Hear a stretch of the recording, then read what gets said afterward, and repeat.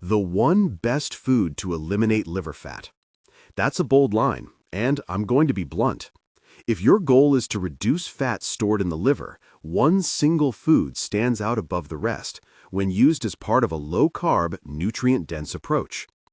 Before you click away, hear me out. This isn't about magic, it's about biology, nutrients, and stacking foods that give your liver the tools to do its job. Fatty liver used to be a problem mostly tied to heavy alcohol use. Today, the dominant driver is metabolic, obesity, insulin resistance, and the chronic overload of refined carbohydrates and sugars. That shift matters because it changes what we should be doing.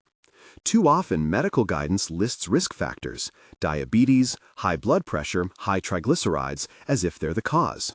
That's like responding to a house fire by measuring smoke detectors. Useful data, but not the flame. Fixing the flame means addressing the inputs that overwhelm the liver. Sustained excess calories from refined carbs, industrial sugars, especially high fructose sweeteners, and highly processed foods that push the liver into making and storing fat. What actually happens inside the liver is simple enough to follow. Fructose, the sugar in fruit, and the major component of high fructose corn syrup, is metabolized predominantly by the liver. In small amounts, that's fine. In chronic, high amounts, it drives de novo lipogenesis, the process by which the liver converts sugar into fat. Combine that with insulin resistance and reduced ability to export fat, and you get fatty liver.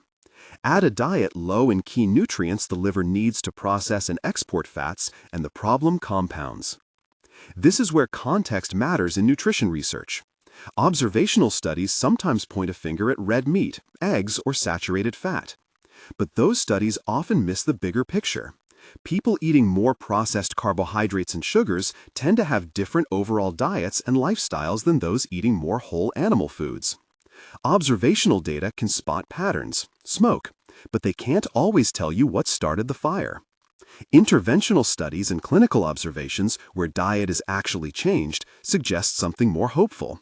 When carbohydrate and sugar intake are reduced and nutrient density is increased, liver fat can fall quickly.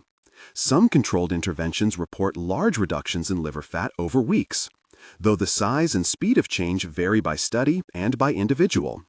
Language of certainty doesn't fit here. What fits is plausibility backed by intervention. So what should you put on your plate? Think of two complementary strategies. Reduce the inputs that make the liver create fat, and feed the liver the specific nutrients that help it pack and export fat and repair metabolic pathways. Here is the practical, ranked list, not as a marketing stunt, but as a nutrient logic that builds toward a clear number one. First, and most important in that hierarchy, grass-fed liver. Liver is not just another meat. It is a concentration of the very nutrients the liver needs. It's exceptionally rich in choline, a molecule essential for assembling and exporting very low-density lipoproteins, which are how the liver ships out triglycerides.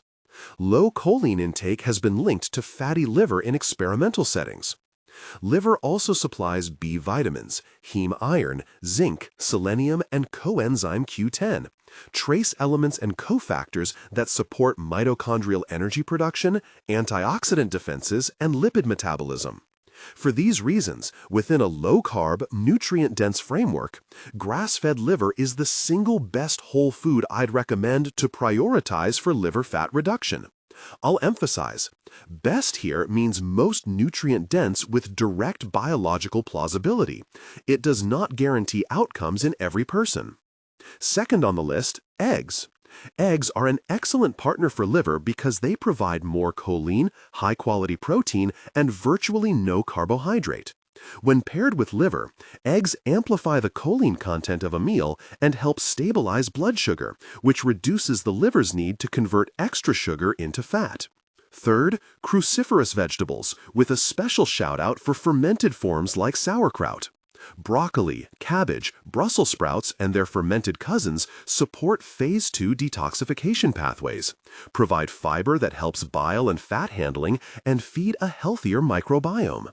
Fermentation adds beneficial bacteria and makes some nutrients more bioavailable, a useful combination for liver recovery.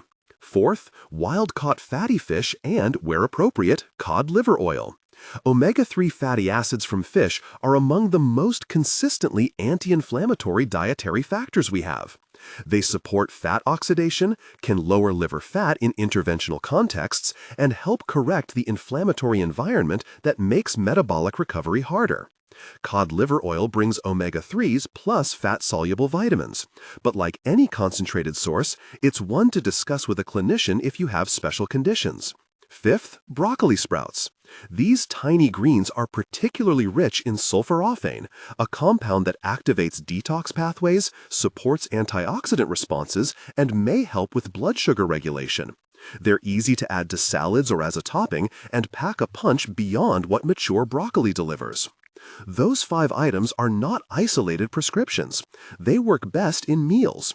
Here's a practical, palatable plate that combines these elements and reads like a template you can adapt. Slice and sauté grass-fed liver quickly with a little olive oil, garlic, and a splash of lemon. Top it with a runny fried egg. Nestle that on a bed of peppery arugula and broccoli sprouts. Add a generous spoonful of sauerkraut on the side for fermentation and flavor. Finish with extra virgin olive oil and a sprinkle of nutritional yeast or ground black pepper. The result is a low-carb, nutrient-dense meal that pairs choline, heme iron, omega-3s, cruciferous support, and probiotics, all the ingredients that help the liver export fat and repair metabolic pathways, while keeping the carbohydrate load low. A few practical notes and safeguards. Liver is high in vitamin A and concentrated nutrients. For most people, occasional consumption as part of a varied diet is well tolerated. But if you are pregnant, breastfeeding, or taking certain medications, check with your clinician before making liver or concentrated fish liver oil a regular habit. If you have complex liver disease or other medical conditions, personalized medical guidance is important. Dietary changes can be powerful but should be coordinated with your care team. I'm not prescribing medical treatment here. I'm outlining a sensible, evidence-respecting food strategy that clinicians and nutrition researchers increasingly consider plausible. If you're wondering how fast change can happen, some intervention studies and clinical reports show notable reductions in liver fat within weeks when carbohydrates and sugars are curtailed and caloric intake shifts alongside increased nutrient density. Individual results vary, and other lifestyle factors like sleep, activity, and alcohol use matter too. The key levers are clear. Cut the chronic sugar and refined carbs that drive liver lipogenesis, and feed the liver the specific nutrients, especially choline, that allow it to package and export fat again. Within that strategy, grass-fed liver is the single most nutrient-dense whole food to prioritize. If this resonates and you want more practical, science-grounded food advice for liver health, subscribe for straightforward tips you can use in the kitchen. To close, stop focusing only on risk lists and start fixing what's feeding the problem. Reduce the refined carbs and sugars, increase nutrient density, and make grass-fed liver, paired with eggs, crucifers, omega-3s, fermented foods, and broccoli sprouts, a central part of the strategy. It's not a magic cure, but it is one of the most powerful, evidence-aligned steps you can take on your plate to help remove liver fat. If this helped, like and subscribe, and watch next for a step-by-step low-carb day that supports liver reversal.